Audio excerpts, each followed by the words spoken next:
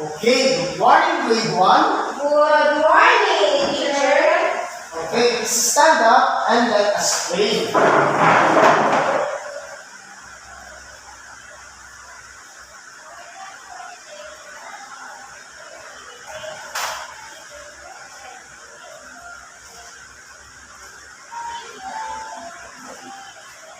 Let us bow our heads and feel the presence of our Lord. Dear God, we thank you for this wonderful day. We thank you for the gift of life and for all the blessings. Help us to learn new things today. Help us to be obedient to our teachers, parents, and to be kind to our classmates. Help us to be honest and diligent in our studies. Let peace and unity prevail in our home, school, community, and country. Keep us always safe and always grant us the courage to follow your way.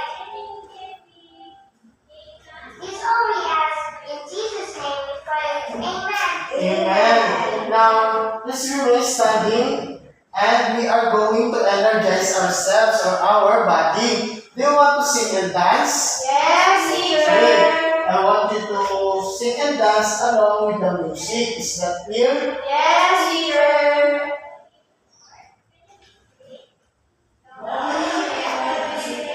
Okay, let's energize our body. Just sing and dance with the music.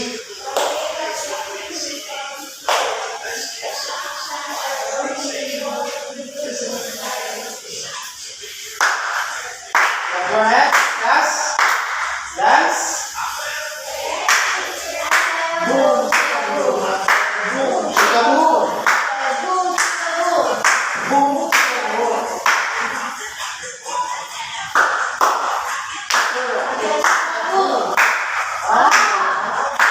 Oh yeah. Dance, class. Boom.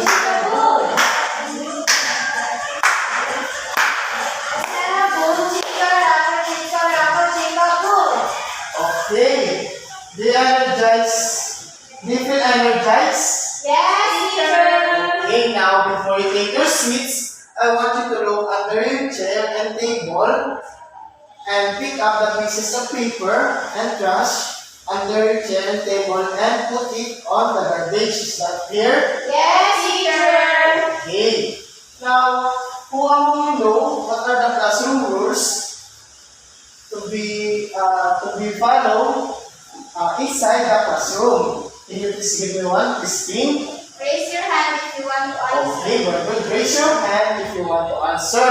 Next, Isaiah. Be quiet. Okay, be quiet while the teacher is talking in front. Now, I have here some classroom rules that you need to follow or to consider while you are inside the classroom. I will read it first, then you will repeat after me. Is that clear? Grade 1? Yes, teacher. Okay, classroom rules. Classroom rules. Listen to your teacher the first time. Listen to your teacher the first time. Raise your hand before you speak. Raise your hand before you speak. Listen when someone is talking. Listen when someone is talking. Okay, these classroom rules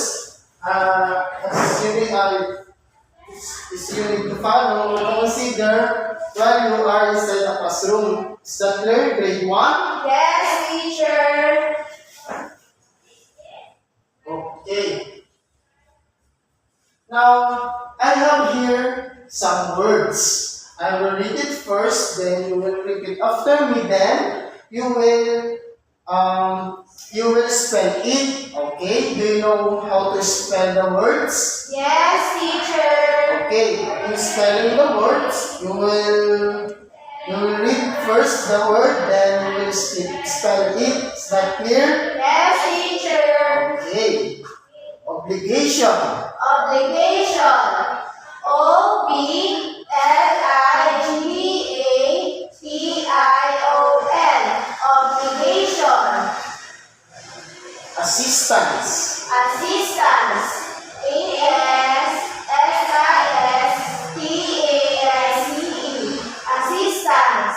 Victim. Victim.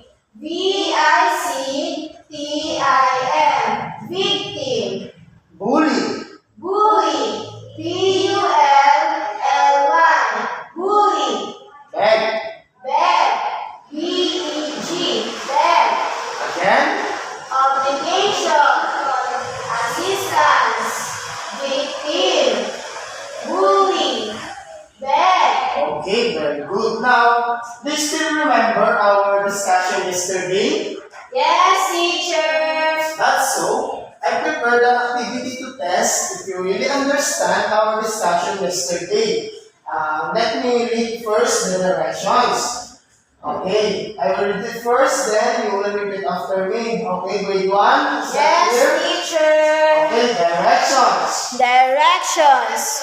Raise the yes sign Raise the yes sign if the statement tells if the statement tells right thing to do, right thing to do, and raise no sign and raise no sign if the statement if the statement tells wrong thing to do. tells wrong thing to do. Is the directions clear? Grade 1? Yes, teacher. Okay, I will read first the statement. Now, give your full name to the person that you don't know personally. Do you think it is right thing to do or not? Please raise your answer. 1, 2, 3. Okay, Isaiah, what is your answer? No, teacher. No, because.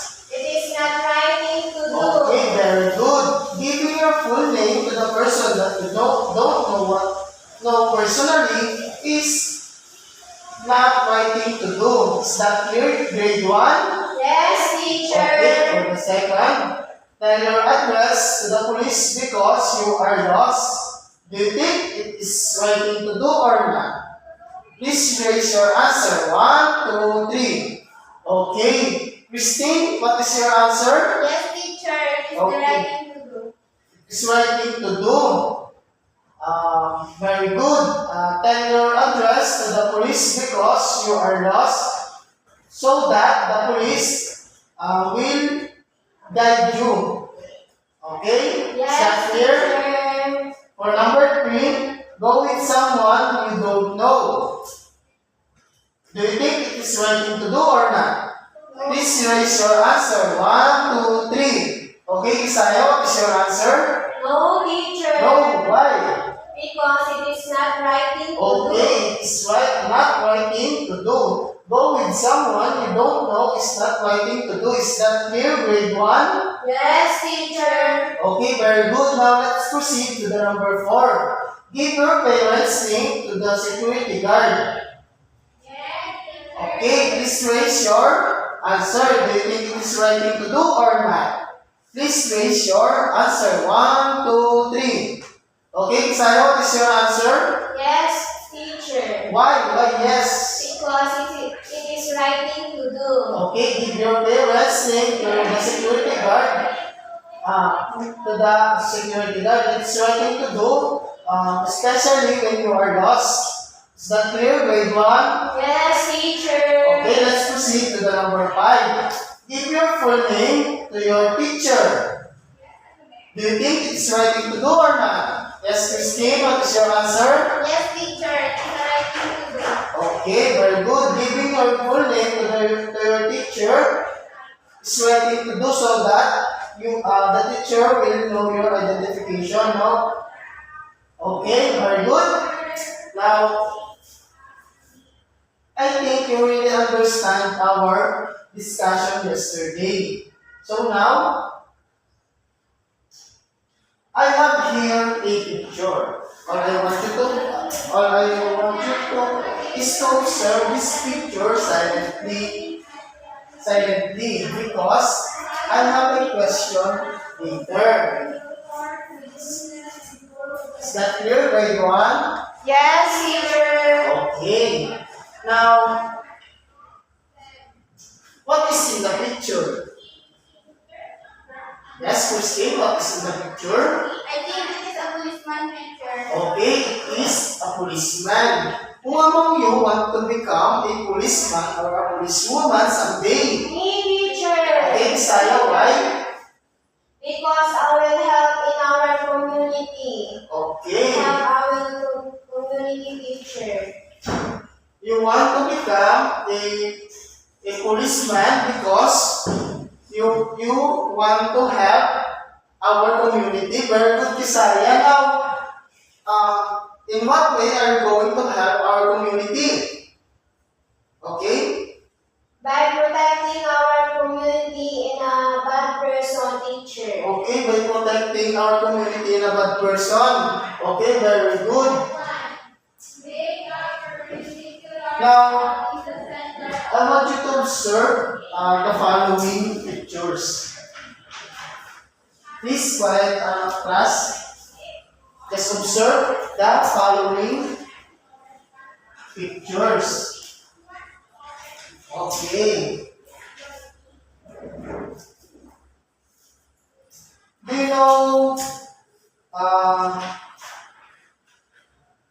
you know how to count 1 to 10? Yes, teacher. Okay. Can you please count 1 to 10? 1, 2, 3, 4, 5, 6, 7, 8, 9, 10. Okay, very good. You are good in counting.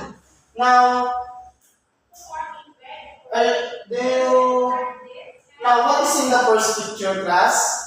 Okay, Saya, what is in the first picture? I think it is a security guard. It is a security guard. Where do you usually, okay, come here in front, Isaiah, and face the word security guard in the blackboard. Okay, now, where do you usually see a security guard? Anyone? Yes, Christine, where do you usually see a security guard? In the market, teacher? Yes, in the market. Now, who is with you when you are going to the market? Miss Christine? My mother, teacher. Your mother. Do you think it is important to have your mother going to the market? Yes, teacher. Why? Why do you say so? Yes, Christine? For me to be safe, teacher. Yes, for you to be safe. Since you are grade 1. Okay, very good. You need to guide by your mother or your parents. Is that clear? Yes, teacher. Now, have you ever gotten lost in the market? Yes, teacher. Now, what? Now, when you are lost, what are you going to do? Okay, Christine? I went to the police teacher or to the security guard. You are go to the security guard. Then what are you do to the security guard? Teacher, I said that I am lost. Okay, you said you are lost. Now, who can you ask for assistance when you are lost? Okay, Isaiah? Security guard, teacher. Okay, security guard. When you are lost.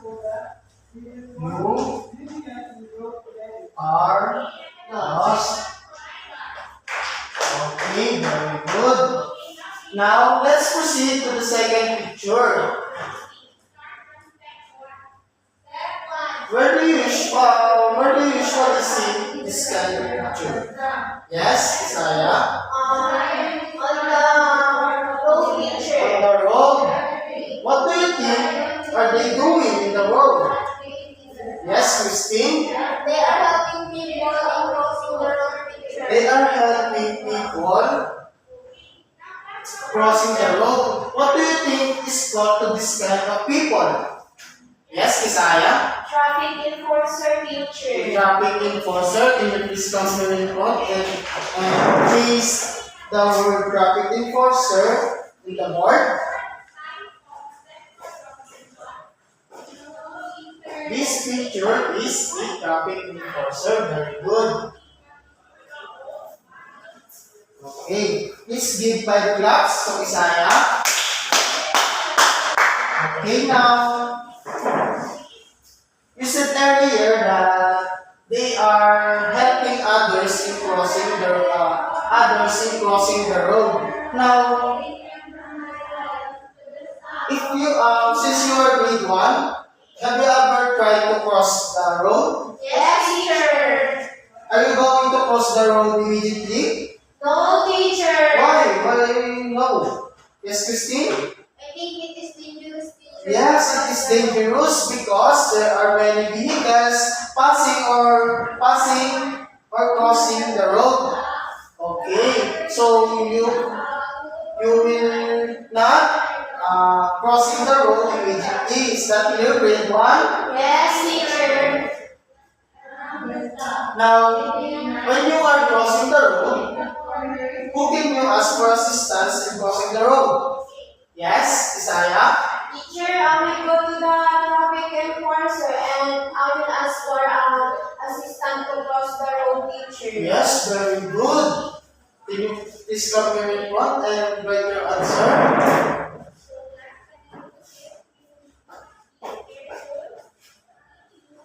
Crossing the road. When you are crossing the road. Yes, teacher. When you are crossing, you can ask for assistance to the traffic enforcer when we are crossing the road. Is that clear, grade 1? Yes, sir. Okay, very good.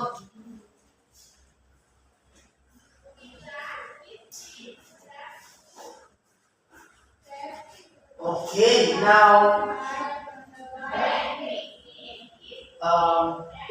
let's proceed to the third picture. What is the third picture? Yes, Isaiah? I think it is a policeman. It is a police. Very good. Christine, can you please come here in front and place the word police in our blackboard? Okay, it's quiet, everyone. Now, you said earlier that in this picture, you said earlier that you want to become a police or a policewoman to help our community. Based on your answer in this picture, what do you think is the role of this picture?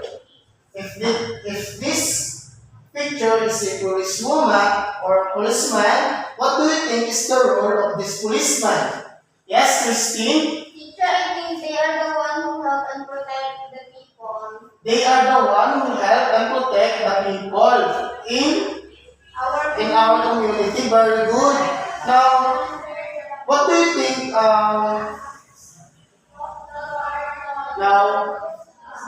Now, if there is a crime in your community, who is the person? Can you ask for assistance if there is a crime? Yes, Christine? A policeman or a policewoman, teacher. A policeman or a policewoman. Okay, we can ask for assistance to the policeman or a policewoman when there is a crime. Is that clear? Yes, Grade teacher. 1, when there is a crime. Very good. Now, therefore, who is the appropriate person to ask for assistance when there is a crime in our community? Yes, Isaiah? Policeman, Okay, teacher. policeman. Now, how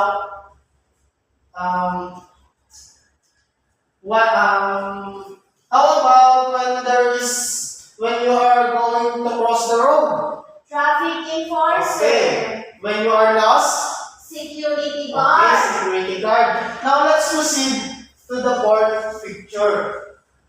What do you think is in the fourth picture? Okay, Christine? What is in the fourth picture? I think it is a barangay tanod, teacher. Is a barangay tanod. Do you have a barangay tanod in your barangay? Yes, teacher. What they are doing in your barangay? Yes, Christine?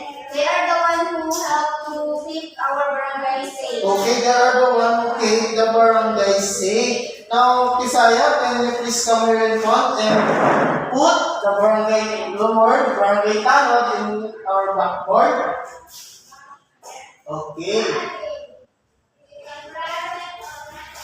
Okay, very good. Now, again, Christine, what is your answer? Barangay tanod, teacher, it helps to keep our barangay safe. Okay, it keeps the barangay safe. Now, based on your answer, what is the role of the barangay tanod in your barangay? Christine? The role of the barangay tanod in our community or our barangay is to keep our barangay safe. Now, if there is a now in your barangay as the is a trouble that has a trouble. Now, who is the person? Can you ask for assistance if there is a trouble in your barangay? Yes, Christine. The barangay tanod, teacher. Okay, now. Okay, now barangay tanod. Okay, when there is a Trouble. when there is a trouble. Very good. Therefore, who is the appropriate person to ask for assistance when there is a trouble in your barangay? Barangay Okay, tanod, barangay teacher. tanod. Very good. Now let's proceed to the last picture. What is in the last picture? Okay, Isaiah, what is in the last picture? A teacher. Okay, the picture. Can you please come here and put Christine and put the picture in our blackboard? Yes, teacher. Okay. Okay, very good. Let's give 5 claps to Christine. Now,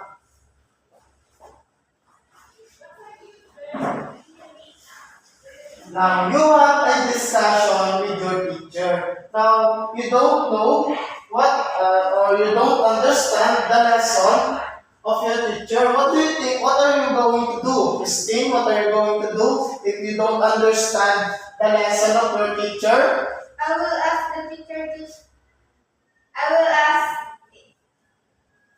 Okay, you will ask.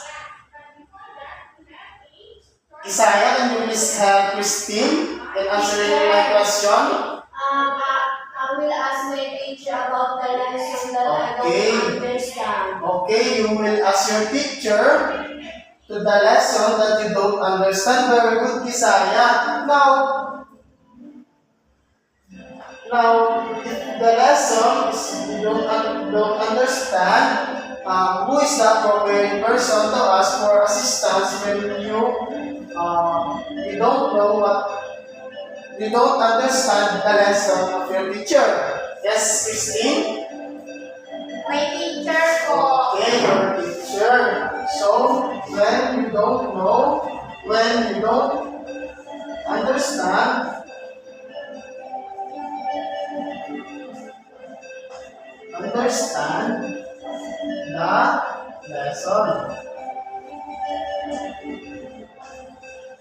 Therefore, who is the appropriate person to ask for assistance when you don't